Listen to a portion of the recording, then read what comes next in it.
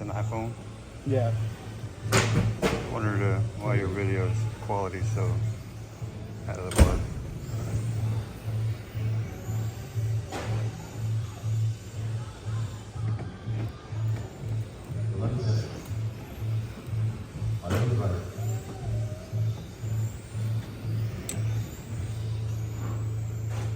Oh, your team pictures look like they're. Are you ready? Oh yeah, I'm recording them. Oh, you're recording already? Okay. Yeah. All right, so what we're gonna do is I'm gonna show you how to take the slop out of these Gravity wheels. So the bearings are a bit loose for most brands of bearings. Just fall right out. And what that translates to is just a little bit of slop here, so you kind of get some wobbliness to your camber and toe settings, which can be a little inefficient in all of the mechanical classes. So what we're gonna do is just take any random plastic bag you have. Obviously you don't want to be too thick or too thin, but most bags that like spare parts and stuff come in will work just fine.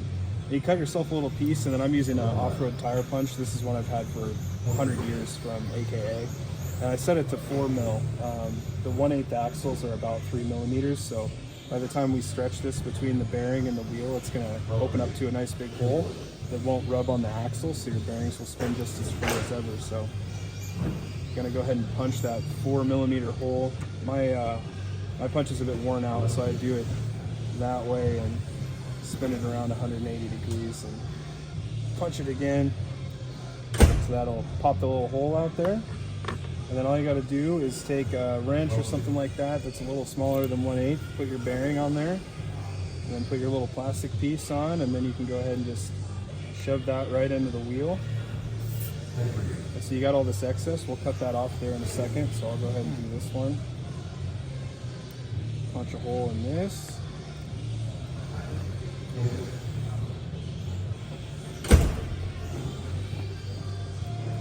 There's my hole. Take my bearing. Take my little gasket basically, and shove that guy on there.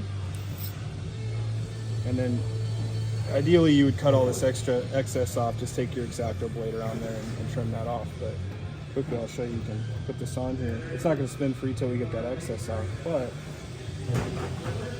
now you don't have all of that slop like you do on this side. It's just very minimal tick of play, which is really just the race of the bearing there. So yeah, that's what you do.